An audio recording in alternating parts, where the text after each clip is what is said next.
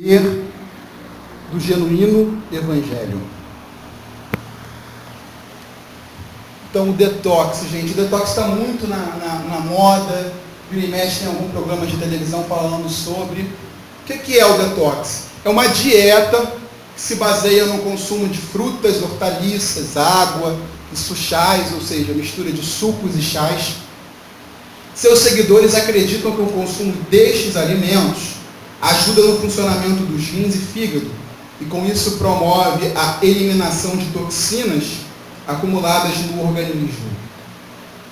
Então você tem aí uma alimentação voltada para esse fim, e o famoso suco detox, que o mais basicão leva abacaxi, hortelã, laranja, couve, e aí fica aquele suco verde bonito, é gostoso. E aí tem gente que bota mais alguma coisa. Dá para você tomar de manhã em jejum, né? E aí a proposta é limpar o organismo, fazer com que ele funcione melhor, que ele tenha um melhor funcionamento e elimine as toxinas. Porque a gente come comida muito pesada, comida industrializada, bastante doce, massa.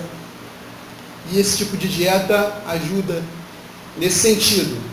Mas o que são essas toxinas? Uma toxina, no contexto científico, é uma substância de origem biológica que provoca danos à saúde de um ser vivo ao entrar em contato através de absorção, tipicamente por interação com macromoléculas biológicas, tais como enzimas e receptor.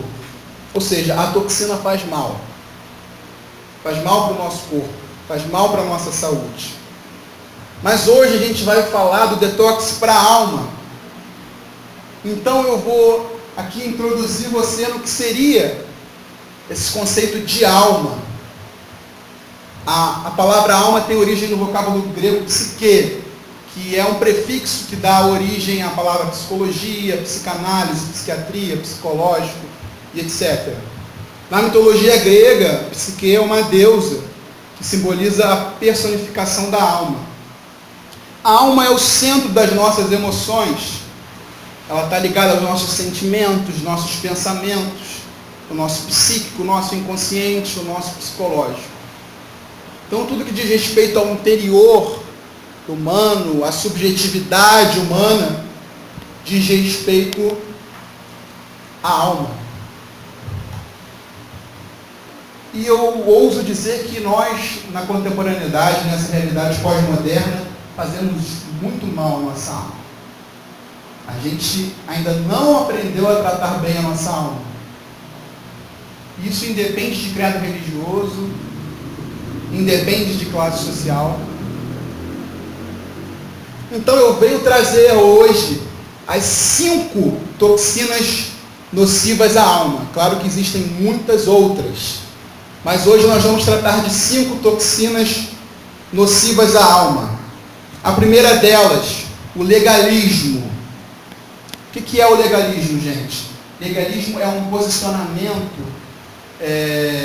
restritivo, rigoroso, proibicionista, religioso, fundamentalista, que está pautado numa dicotomia em pode, não pode. Isso pode, isso não pode. Isso é pecado, aquilo outro é pecado, aquilo outro também. Se fizer isso, vai para o inferno. Se fizer aquilo, Deus castiga. Sabe? É um conjunto de regras assim, pesadas, que a religião faz uso para prender, aprisionar, escravizar as pessoas, e faz muito mal à alma. Talvez seja uma das toxinas mais nocivas. Não sei se vocês sabem, mas há um número assombroso de cristãos evangélicos nas instituições de saúde mental. Gente que pirou legal na tratativa. Eu tive a oportunidade de atender 2 pacientes com uma família bastante legalista que hoje experimentam na pele os frutos de uma criação legalista. Distúrbios, transtornos psicológicos que foram desencadeados a partir de uma postura legalista. Olha o que diz as Escrituras. Colossenses 2, a partir do verso 20. Se, pois, estáis mortos com Cristo, quanto aos rudimentos do mundo, por que vos carregam ainda de ordenanças, como se vivesseis no mundo, tais como: não toqueis, não proveis, não manuseeis, as quais têm, na verdade, alguma aparência de sabedoria, em devoção voluntária, humilde e em disciplina do corpo, mas não são de valor algum, senão para a satisfação da carne. Ou seja, tem muita gente por aí que tem uma aparência de santo, que usa um vestidão até aqui, que não corta o cabelo, que não usa maquiagem, mas que a língua é maior do que o vestidão, mas que o que está por dentro é mais podre do que o bueiro, o esgoto. Só que, é como Jesus disse, os fariseus limpam a parte exterior do copo, do prato, mas por dentro está cheio de rapina, sepulcros caiados, gente que tem aparência de santidade, mas na verdade tudo aquilo é para disfarçar quem ela é. Então, você tem usos e costumes que erroneamente as pessoas chamam de doutrina, que na verdade doutrina não é isso. Isso é uso e costume. Não pode usar brinco, não pode usar batom, não pode usar bermuda, não pode pintar o cabelo. Por muitos e muitos anos a igreja viveu isso. Principalmente as igrejas do círculo pentecostal. E algumas hoje ainda vivenciam esse tipo de realidade. Homens sentam de um lado, mulheres sentam de outro. Não pode jogar bola, porque a bola é o ovo do demônio. Soltar pipa também não. Assistir televisão também não pode. Você tem igrejas aí que tem um manual acerca da conduta do membro, que é assim, terno e gravata, a Bíblia tem que ser preta, porque vermelho é cor do capeta. Cabelo curtinho, batidinho, não pode ler jornal, não pode ler revista, não pode assistir televisão. Eu acho engraçado que a maioria desses camaradas que falam que não pode assistir televisão deve ter uma bem grande em casa. É um pouco daquele ditado: faço o que eu digo, mas não faz o que eu faço. É o farisaísmo total. E isso oprime as pessoas, aprisiona, perturba, incomoda, faz mal, fere a nossa alma, a nossa essência. Ora bolas, o que tem de mais na menina poder botar uma maquiagem no rosto, cortar o cabelo, usar uma bermuda e ir a uma praia? Não, eu não vou à praia porque lá é um ambiente pecaminoso, carnalidade pura. Gente, Deus criou a praia, quem foi que fez a praia? E aí entrega tudo para o diabo, é impressionante. O diabo vira criador de todas as coisas, onipotente, onisciente, onipresente, não sei o que do diabo, não sei o que do diabo. Esses dias a gente estava na casa de uma irmã, aí a pessoa falou assim: não, mas esse chão é maçônico. Aí eu vi. Não, porque é preto e branco assim, mas é assim. Mas quem fez o preto, quem fez o branco?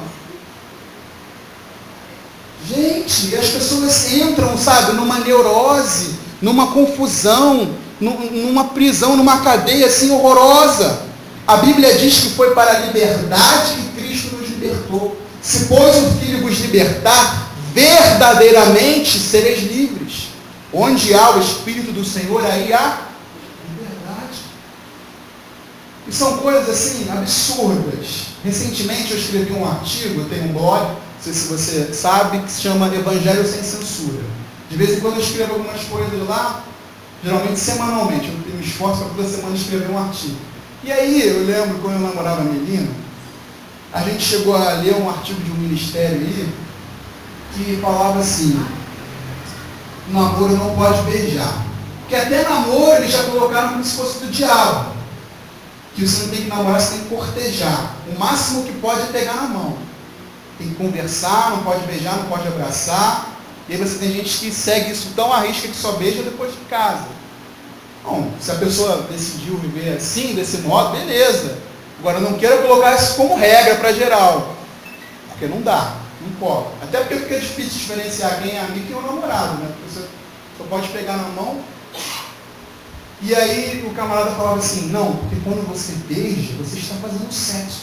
Porque qualquer parte do seu corpo que penetre a parte do corpo do outro é sexo. Eu namorava a menina e falei, pô, amor, se eu botar então o dedo no seu nariz, eu estou fazendo sexo com você. Se eu fizer assim, ó, tem uma coisa aqui no seu ouvido. Que isso, gente? Sabe? São igrejas, são locais, assim, que escolhem até com quem você vai casar.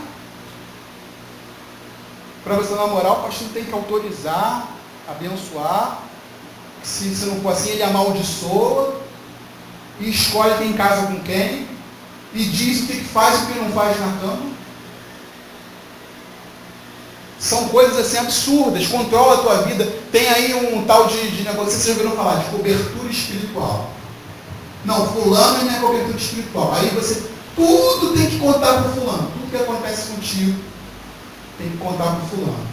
E o fulano, ele é responsável por você. Então ele fica te vigiando, te controlando. Sabe onde você vai, você tem que dizer onde você vai. Se quiser visitar uma igreja, tem que perguntar, pedir permissão. Se quiser ir ao show, tem que pedir permissão. E aí, qualquer atitude que você toma de liberdade, de maior independência, a pessoa ameaça. Eu vou tirar minha cobertura de você. Não vou mais te cobrir. Queridos, a cobertura que está sobre nós é do sangue de Cristo Jesus.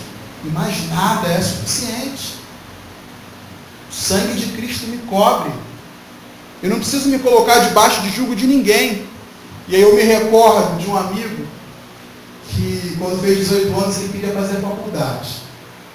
Olha essa, pra mim. Aí ele chegou para o pastor e falou assim, pastor, eu estou querendo estudar.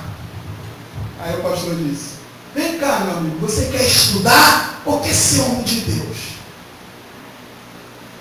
Ué, mas não dá para ser os dois? Não dá para estudar e ser homem de Deus, ou ser homem de Deus e estudar? Que tem a ver? E aí a gente observa o seguinte, que o legalismo, a religião, ela produz o quê? Soldadinho de chumbo. Você não pode ser quem você é. É só você ligar a televisão, bota no canal de uma igreja, todo mundo parece com o líder. Se for da igreja A, é assim. Sim, não, pessoal. Se for da B, vem cá, mulher. Não é? Se for da C, é um imitando o outro. Gente, a voz, a entonação, os gestos, é impressionante. Ninguém tem identidade naquele negócio. A maior prova de que o evangelho não está sendo pregado é essa. Quando todo mundo se parece com todo mundo. Eu não tenho que estar aqui pregando imitando o gesto do bispo Hermes, por exemplo. Eu sou um, ele é outro. Mas, na mentalidade daqueles que estão debaixo do legalismo, eu preciso ser a cópia fiel do Beltrano, que é a minha referência. Quando, na verdade, a referência deve ser quem? Cristo. E olha o que diz Salmos. Por que estás abatida, ó minha alma? E por que te perturbas dentro de mim? Espera em Deus, pois ainda o louvarei pela salvação da sua face. A religião, o legalismo sufoca a alma. Eis a razão, porque no meio evangélico há muito pouca expressão artística. Na música você vê pouca poesia, pouca variação. Você não vê gente que pinta quadros, por exemplo, gente que sai do comum e expressa o que sente. Ou usa o dom, o talento para glorificar a Deus, ou que seja para fazer uma crítica social. As pessoas não conseguem se expressar. E aí a alma é sufocada. O seu eu interior é amassado, é oprimido. Você não pode ser quem você é. E qual é a sugestão da palavra para nós?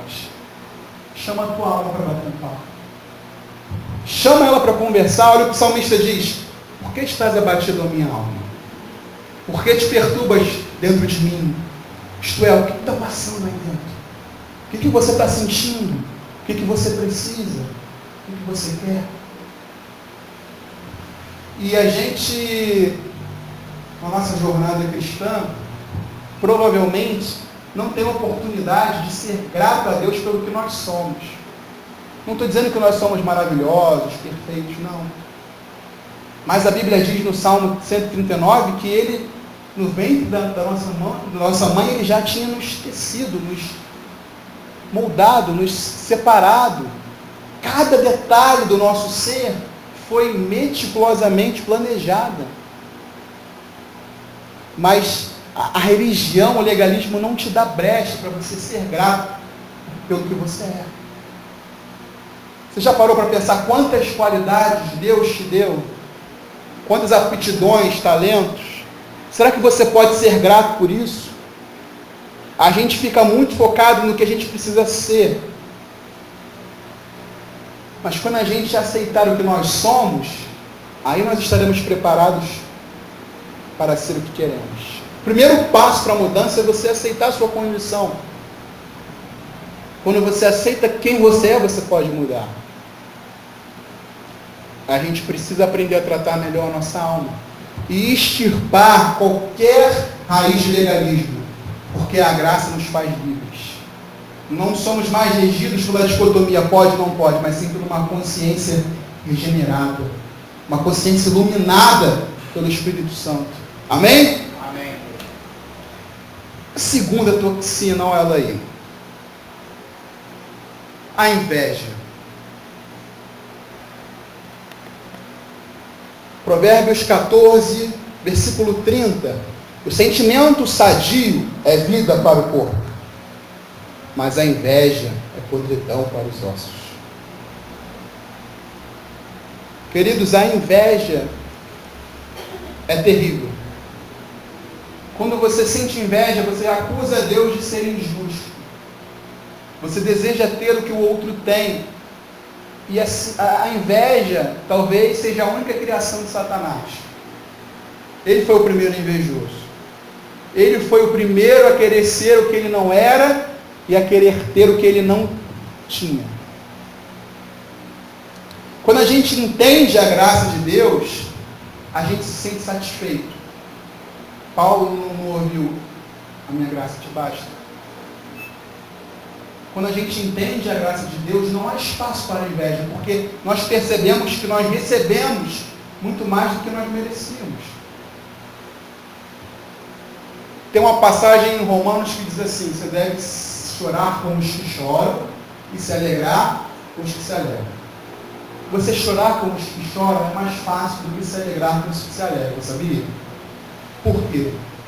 O choro do outro te comove.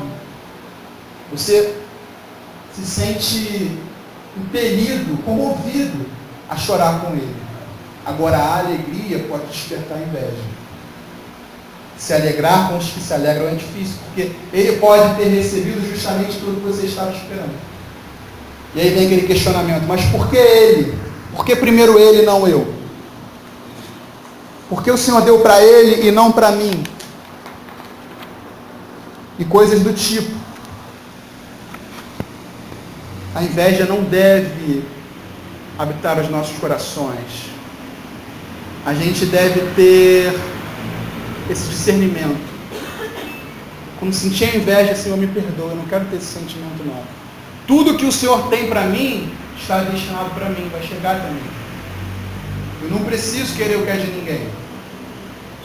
Porque eu sei que a tua bênção, ela me segue e me alcança, ela enriquece e não acrescenta dores. Terceira toxina, essa é terrível.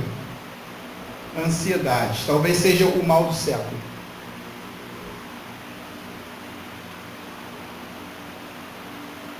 Primeira Pedro, capítulo 5, verso 7 diz: lançando sobre ele toda a vossa ansiedade, porque ele tem cuidado de vós. Eu gosto muito desse versículo. Repare que o lançando está no gerúndio, ou seja, indica uma ação em execução, em aberto. Uma ação contínua. Indica que lançar a ansiedade sobre ele deve ser um exercício diário, porque todos os dias nós somos convidados a cair na ansiedade. Todos os dias a ansiedade bate à nossa porta. E nós precisamos lançar sobre ele a nossa ansiedade.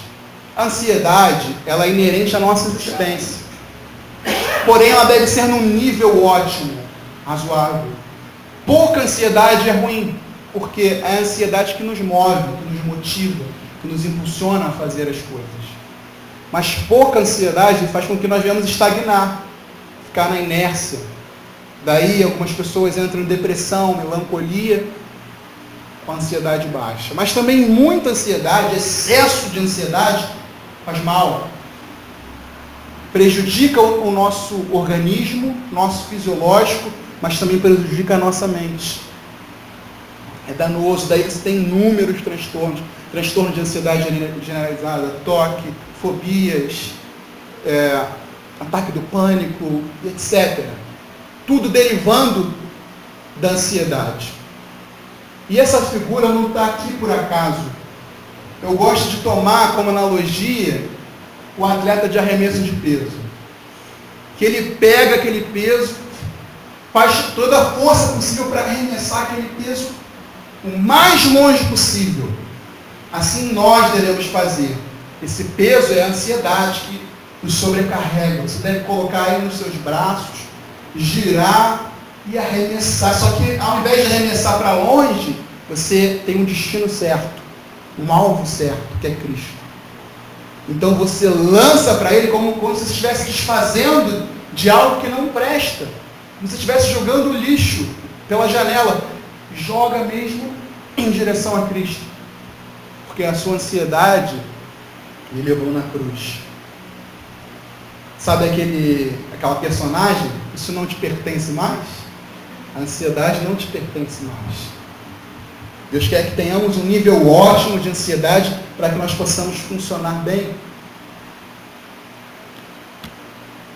E aí Filipenses 4,6 vai dizer: não andeis ansiosos por coisa alguma, mas em tudo, pela oração e súplicas, e com ação de graças, apresentem seus pedidos a Deus. A ansiedade demonstra falta de confiança em Deus, incredulidade, incerteza. Parece que Deus pode falhar naquilo que Ele prometeu. Parece que Deus pode tropeçar nos cuidados que Ele nos promete, nos assegura. E a ansiedade, ela traz um tormento para a alma, uma inquietação. O coração começa a disparar, palpitar, sudorese, tremedeira, boca seca, falta de ar. E quando você está ansioso, nada funciona bem. A sua mente não funciona da maneira que funcionaria se você estivesse num estado normal de ansiedade. O que você está fazendo parece não render. E geralmente a ansiedade, ela decorre de preocupações com o futuro. Ah, será que isso vai acontecer? Mas e se isso der errado? E se aquilo outro atrapalhar? E aí você fica planejando o amanhã, em vez de viver o agora.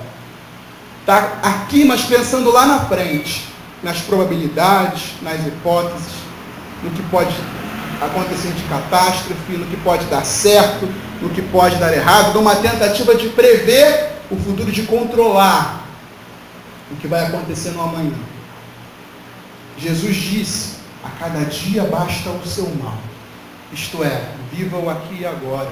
Não é viver de uma maneira displicente, promíscua, irresponsável, mas é saber que o Senhor cuida do seu amanhã. Que eu não preciso me descabelar pelo amanhã, porque Ele já está lá. Eu vou encontrá-lo lá no futuro. Ele vai me receber lá, de braços abertos. Então eu não preciso temer. Eu posso confiar, eu posso descansar. E o conselho do apóstolo Paulo é esse: se você está ansioso, se você está inquieto, coloque tudo isso em oração. Quando você coloca para fora, você elabora, você trata a sua alma. Isso é um princípio terapêutico que está descrito na Bíblia. A oração é um diálogo. Clama a mim e responder-te-ei. Anunciar-te-ei coisas grandes e firmes que não sabes. Você fala, você escuta, você pergunta, você responde. Com Deus é a mesma coisa que uma sessão terapêutica. Você vai colocar para Deus aquilo que você sente, os seus conflitos, os seus questionamentos. E enquanto você expõe para o Senhor, Ele trata o seu ser. Lá em Tiago vai dizer: confessai as vossas culpas uns aos outros para que sareis. Ou seja, enquanto eu confesso eu sou curado. Enquanto eu exponho, eu sou sarado. Isso funciona tanto com relação à oração, com relação também à comunhão entre os irmãos. Talvez você tenha uma dificuldade em uma questão X, mas se você tiver a ajuda de um outro, essa dificuldade não vai ser tão grande, você vai ter apoio para poder superá-la. Então você coloca para uma pessoa da sua confiança, olha, fulano, está acontecendo isso, ora por mim, me ajuda, me apoia, eu preciso dessa força. Esteja comigo nessa luta, nessa dificuldade, nessa fraqueza. Então fica aqui um conselho. Tudo aquilo que estiver causando ansiedade, que estiver causando inquietação, expõe para Deus. Recentemente eu escrevi um artigo sobre isso, que é Conversa Franca sobre Ansiedade. E lá eu coloco algumas dicas para quem sofre de ansiedade. Eu vou até relatar aqui algumas. A primeira é essa: ore a Deus, coloque diante de Deus tudo que está no seu coração, sem reservas. Procure um amigo, uma pessoa de confiança para desabafar. Se possível, procure um profissional para te auxiliar. Exercite a gratidão. Não há felicidade sem contentamento. Ser contente é estar contente, se contentar com o que tem. Então, quando você exercita a gratidão, você dá um sossega-leão, uma maracujina na ansiedade. Então, ao final do dia, lista alguns motivos por que você é grato. Coloca diante de Deus: eu sou grato por isso, por aquilo outro, e etc. Faça exercícios respiratórios, a respiração acalma. E se você quiser aprender, agora eu vou ensinar rapidinho a respiração diafragmática. Aí você vai treinando, quando vier aquela crise de ansiedade, você respira, tá? A respiração diafragmática é a respiração do recém-nascido. Só que à medida que a gente cresce, a gente transfere para cima, para o pulmão. Então, por exemplo, quem canta faz uso dessa respiração, quem toca no instrumento de sopro também. Vamos lá. Você vai encher aqui a barriga na parte de cima, bota a mão para cima. Você enche de ar, contando até 4. 1, 2, 3, 4. Vai segurar contando até 2. 1, 2. E vai soltar. Em 8.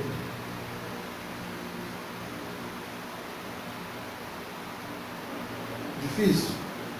Vamos de novo. Você vai encher o diafragma contando até 4. 1, 2, 3, 4. Segura 2. 1, 2. Solta 1. 1, 2, 3, 4. 5, 6, 7, 8. Quer saber se está soltando certo? Põe a mão assim e vê se o ar que está saindo está frio. Se estiver frio, você está soltando certo. Se estiver quente, soltando rápido demais. O ideal é que você treine essa respiração para quando você sinta a ansiedade bater, você possa fazer uso dessa respiração. Realmente funciona.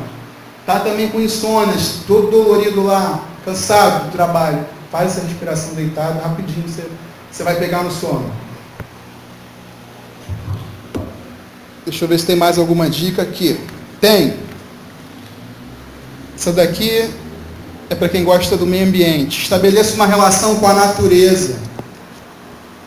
Gente, eu estava pensando esses dias, a gente se isola de uma maneira tal que a gente fica longe de tudo que tem vida. Quando você está em contato com a natureza, caramba, que bem que faz. Você escutar o canto de um passarinho, um rio, a água de um rio, de uma cachoeira descer, a onda do mar, você vê o sol nascer, o sol se pôr, você está diante de plantas, de animais. Gente, é muito bom. Quando você puder, faça uma trilha, vá até um sítio, vá até um parque, respire aquele ar verde, isso faz bem para a alma. Pratique exercícios físicos, faz muito bem. Libera endorfina, noradrenalina, diversos hormônios que vão te fazer se sentir bem. Você vai ali gastar sua energia. e procure viver o presente de uma maneira completa, integral. Esteja 100%. Tem gente que vem para a igreja, metade. Metade está aqui, outra metade está na lasanha, que está no forno. Está na casa, será que eu deixei o ferro ligado, o chuveiro ligado, alguma coisa ligada? Está, sabe, no filme que vai assistir logo mais. Esteja 100% onde você estiver. Você está conversando com alguém, com seu cônjuge, esteja 100% ali. Homem é danado para fazer isso. É. Sim? Não, beleza. Aí passa um tempo, amor, aquilo que eu te falei, mas é o que você falou mesmo? Porque não está inteiro ali, não está 100% ali. Então, experimente estar 100%. No momento que você estiver com seus filhos, desfrutando, brincando com eles, 100%, esquece trabalho, esquece conta para pagar, esquece problema. 100%. Você vai ver que a vida vai ficar mais leve. E essa é a proposta hoje. Hoje você vai sair daqui mais leve. Se não for da maneira literal, mais leve na balança, vai ser no sentido figurado, mais leve na alma, no espírito. E a quarta toxina, os maus pensamentos. Gente, tudo começa na mente. Provérbios 23, 7 vai dizer, como ele imagina em sua alma, assim ele é. Gente, tem coisa mais sobrenatural, assim, surreal do que a mente humana. É incrível, é complexo, sabe, é um mistério. A pessoa bota na cabeça que está doente, ela fica doente. A mulher bota na cabeça que está grávida, de repente gravidez psicológica, ela começa a inchar, começa a ter todos os sintomas da gravidez, como? E não está grávida. O homem começa a pensar, e de repente o organismo começa a somatizar, a reagir em resposta àquilo que ele pensa.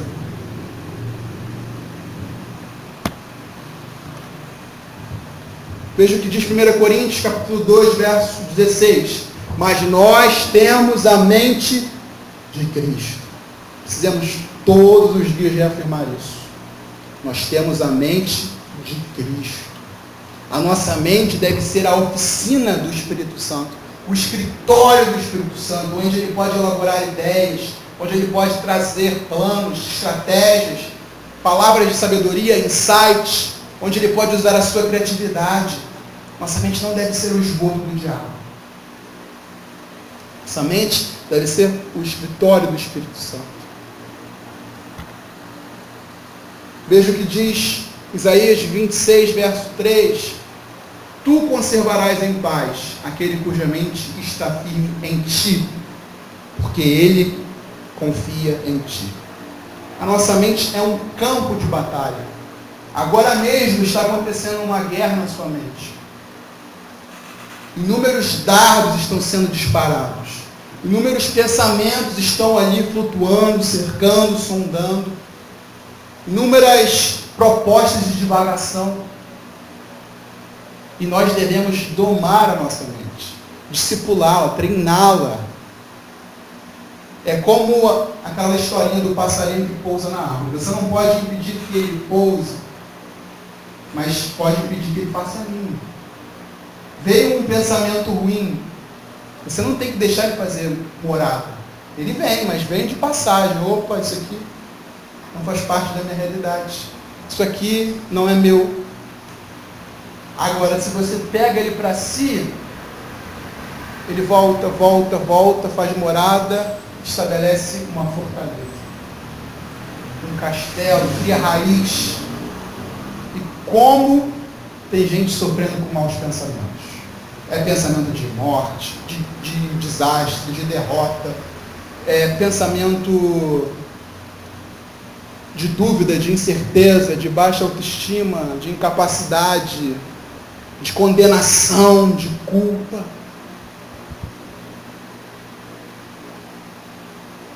Pensamentos terríveis que oprimem. Por isso nós devemos tomar o capacete da salvação. Paulo fala disso lá em Efésios 6, a partir do versículo 10, que ele vem descrevendo a armadura do Espírito. O capacete da salvação protege o quê? capacete da salvação nada mais, nada menos é do que o meditar na palavra, o de ter na sua memória aquilo que te traz esperança, não é isso que a Bíblia diz? Quero trazer à memória aquilo que me dá esperança. Você não tem que trazer à sua mente aquilo que te traz perturbação, medo, aquilo que te paralisa, aquilo que te entristece, aquilo que te põe para baixo, mas aquilo que te dá esperança. E quando você tem na sua mente o sacrifício de Cristo, as promessas, a palavra, você está se revestindo do capacete da salvação, se protegendo contra esses pensamentos tenebrosos, malignos. Veja o que diz 2 Coríntios, capítulo 10, dos versos 3 ao 5. Porque, andando na carne, não militamos segundo a carne, porque as armas da nossa milícia não são carnais, mas sim poderosas em Deus para a destruição de fortalezas, destruindo os conselhos e toda a altivez que se levanta contra o conhecimento de Deus, e levando cativo todo entendimento à obediência de Cristo. Ou seja, nós temos armas destinadas à destruição das fortalezas que se estabeleceram na nossa mente, de pensamentos repetitivos, opressores, que parece que não vão nos deixar nunca, mas Deus te habilitou com armas espirituais poderosas para destruir esses pensamentos, seja lá qual for, seja que pensamento for que te paralise, que te oprima, que te impeça de avançar. Faça uso das armas que Deus te deu. Faça uso da palavra de Deus. Leia a palavra constantemente. Leia os evangelhos, sabe? Pega lá e vai lendo. Mateus, Marcos, Lucas, João. Leia. Porque ali você está alimentando a sua mente de algo bom, de algo que faz bem para a tua alma, faz bem para a tua mente. E na hora que o pensamento ruim vier, você tem com que rebater. Olha o que diz o apóstolo Paulo. Ele diz no que nós devemos pensar. Quanto ao mais, irmãos, tudo que é verdadeiro, tudo que é honesto, tudo que é justo, tudo que é puro, tudo o que é amável, tudo que é de boa fama, se há alguma virtude, se há algum louvor, nisso pensar. Essa aqui é a vassourinha que limpa toda a sujeira. No que eu devo pensar? Está aí o que é bom, o que é justo, o que é honesto, o que é puro. Essa deve ser a peneira, sabe? Esse deve ser o filtro. Isso é justo? Não, não é. Então não. Isso é honesto? Isso é verdadeiro? Isso é puro? É essa peneira que a gente tem que usar. Paulo fala, analisar tudo e reter o bem. É a partir dessa peneira. É puro, é justo, é honesto, é agradável? Tem alguma virtude? Tem algum louvor? E aí a gente se encaminha para a última toxina, que é a falta de perdão. Gente, perdão é coisa séria. Muito séria. Tem uma frase que diz assim, o perdão é a chave que abre a comporta dos céus e que fecha o portão do inferno. O perdão, ele cura, ele restaura, o perdão liberta. E para a gente refletir um pouco sobre o perdão, a gente vai ler um trecho das Escrituras e depois eu vou tentar passar um videozinho de 1 minuto e meio. Veja o que diz Hebreus capítulo 12, verso 15. Tendo cuidado de que ninguém se prive da graça de Deus, e de que nenhuma raiz de amargura brotando vos perturbe, e por ela muitos se contaminem. O entendo desse versículo é que quando a raiz de amargura brota no seu coração, você está privado da graça de Deus. Você passa a ser um desgraçado. Se você pensar com cuidado, com carinho, o que te faz ter acesso à presença de Deus, o que faz você poder conversar com o Pai, com que Ele te ouça, com que Ele te atenda, com que você respire o ar, com que você tenha a vida, é a graça de Deus. Não queira imaginar alguém privado da graça de Deus. Eu não quero nunca estar nessa condição. É o verdadeiro desgraçado. Então, quando a raiz de amargura ela toma conta do nosso coração, a toxina se expande pela nossa alma, a gente fica privado, a graça fica bloqueada para nós. E a única maneira de abrir novamente esse caminho é liberando o perdão. É perdoando aquele que te ofendeu. Veja o que diz Mateus capítulo 18, a partir do verso 23. Por isso o reino dos céus pode comparar-se a um certo rei que quis fazer contas com os seus servos. E começando a fazer contas, foi-lhe apresentado um que lhe devia 10.000 talentos. E não tendo ele com o que pagar, o seu senhor mandou que ele e sua mulher e seus filhos fossem vendidos, com tudo quanto tinha, para que a dívida se lhe pagasse. Então, aquele servo prostrando-se o reverenciava, dizendo: Senhor, seja generoso para comigo, e tudo te pagarei. Então o senhor daquele servo, movido de íntima compaixão, soltou e perdoou-lhe a dívida. Saindo, porém, aquele servo encontrou um dos seus conservos, que lhe devia 100 dinheiros, e lançando mão dele, sufocava-o, dizendo: paga-me o que me deves. Então seu companheiro, prostrando-se aos seus pés, rogava-lhe, dizendo: seja generoso para comigo, e tudo te pagarei. Ele, porém, não quis, antes foi encerrá-lo na prisão, até que pagasse a dívida. Vendo, pois, os seus conservos o que acontecia, contristaram-se muito, e foram declarar ao seu senhor tudo o que se passara. Então o seu senhor, chamando-o à sua presença, disse-lhe: servo malvado, perdoei-te toda aquela dívida, porque me suplicaste. Não devias tu igualmente ter compaixão do teu companheiro, como eu também tive misericórdia de ti?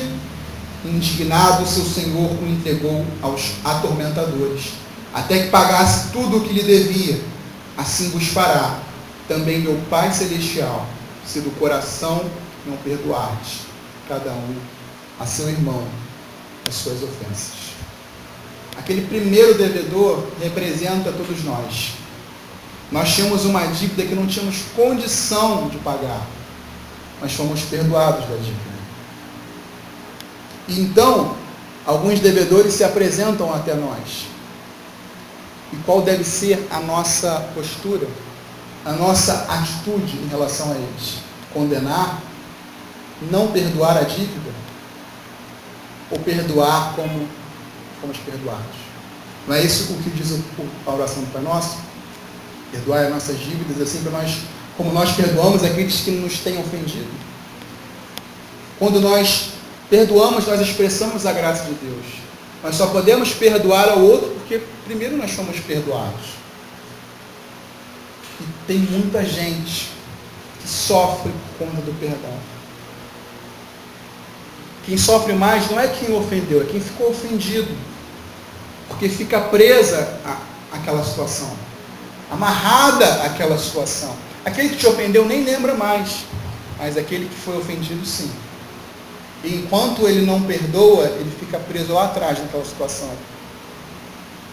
Mesmo que você não tenha ofendido alguém, não tenha feito mal a alguém, mas se tem algum problema, alguma pinima, alguma discórdia entre qualquer pessoa que seja, vá até ela. Nem que você se passe por errado. Peça perdão. Se reconcilie. Libere o perdão àquele que vier até a ti. Jesus não disse que devemos perdoar 70 vezes 7? Devemos sim liberar o perdão. E quando nós liberamos o perdão, a libertação acontece, a cura acontece, a restauração acontece. Eu vou rapidamente ligar aqui o notebook no fiozinho do som para mostrar para vocês um exemplo de perdão. Provavelmente alguns já viram, mas é sempre bom rever.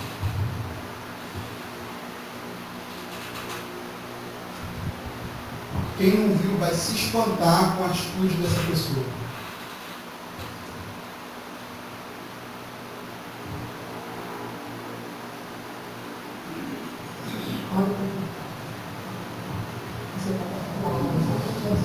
Eu sou uma cristã. Eu estou me perdoando. Eu continuo orando, Alisson. Eu nunca vou lhe visitar onde você vai estar, porque eu não tenho coragem de ir lá. Olha para mim. Mas eu vou estar orando. E você vai encontrar esse Deus que eu sirvo. E você vai servir Ele. Viu? Eu não tenho um pingo de ódio de você, Alisson. Eu só oro por você todos os dias. Eu esperei esse ano inteiro, Alisson. Esse ano inteiro, Alisson, para lhe dizer isso. Desde o dia que esse ano, Daniel está morto. E foi Alisson, eu não lhe conhecia. Eu disse, Senhor, muito conta dele. E hoje eu estou triste, Alisson, com você, porque você matou mais um. Eu estou triste. Olha para mim, Alisson, você precisa olhar. Você não deixou, você não me deu a chance de olhar para o meu filho até morrer. Porque você matou ele antes de eu vê-lo. E você sabe que Daniel não era um menino ruim. Você sabe o quanto Daniel era bom, trabalhador. Mas eu estou aqui. Eu continuo orando por você. Senhor, acompanha a Alisson, onde ele estiver, Senhor. Não largue dele um minuto, Senhor. Toque na alma dele, como o Senhor tem tocado na minha. Dá um conforto à mãe dele, Senhor, que deve estar sofrendo tanto quanto eu. Eu agradeço, Senhor, por tudo, em nome de Jesus. Amém.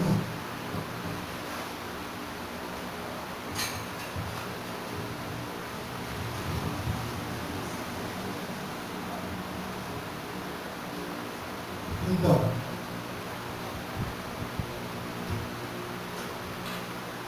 essa mulher é discípula de Cristo, cristã de verdade. Perdoar aquele que matou o seu filho. Eu lembro de Jesus na cruz. Pai, perdoa porque eles não sabem o que fazem. Gente, perdoar não é tão fácil assim. Mas é uma decisão, é uma atitude de fé, de obediência à palavra em amor a Cristo. Quero convidar você a se colocar de pé.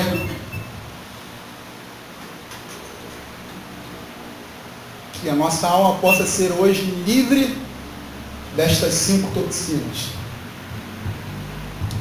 Pai, nós te agradecemos por essa reflexão. Te agradecemos porque o Senhor é bom. O Senhor está sempre a nos revelar a sua vontade, a falar conosco através da sua palavra. E hoje nós podemos refletir sobre toxinas que são nocivas à nossa alma. Senhor, toxinas, Senhor, que fazem mal ao nosso ser. Nós pedimos que o Teu Espírito, através da Tua palavra, que é viva e eficaz, é mais cortante do que qualquer espada de 2 gumes, que penetra na divisão da alma e espírito, juntas e medulas, que a Tua palavra possa limpar o nosso ser. Que o Teu verdadeiro Evangelho venha nos transformar. Ó Deus, que toda toxina, Senhor, na nossa alma, toda intoxicação, Senhor, tudo aquilo que não te pertence, tudo aquilo que, Senhor, nos prende, nos aprisiona, nos adoece, o Senhor venha nessa hora limpar, o Senhor venha nessa hora purificar, retirar, Senhor, todo o mal do nosso coração, toda a maldade, toda a ira, todo o ódio, Senhor, todo o rancor, todo o ressentimento, amargura, toda a falta de perdão, Senhor, toda a mágoa, toda a lembrança ruim, Senhor. Que Tu possas curar as nossas emoções, curar as nossas lembranças, Senhor. Ó Deus, tira de nós a ansiedade, Senhor, que nos sufoca, que nos paralisa, o medo, Senhor, que nos aprisiona, que nos impede de prosseguir. Senhor, não queremos ter uma conduta legalista, nós queremos desfrutar da Tua liberdade, a liberdade a qual nós fomos destinados, que a Tua graça nos propicia, mas sabemos, Senhor, que a liberdade dá vertigem, e muita gente confunde liberdade com libertinagem. Queremos, Senhor, ter liberdade sim, mas queremos também estar sujeitos à Tua vontade. Queremos, Senhor, com responsabilidade, aproveitar a liberdade que Tu nos dá. Nós te pedimos que no nosso coração não haja espaço para a inveja, ó Deus, mas para a gratidão, porque recebemos muito do Senhor. Não recebemos, Senhor, pouquinho, não recebemos, Senhor, gotas do Teu amor, recebemos, Senhor, um rio, Senhor, que flui, Senhor, constantemente, abundantemente, Senhor, recebemos muito, graça, Senhor, sobre graça, graça superabundante, recebemos um perdão maravilhoso, recebemos, Senhor, o Teu amor, o amor que foi derramado no nosso coração, pelo Espírito Santo que nos foi dado. Senhor, cura o nosso ser.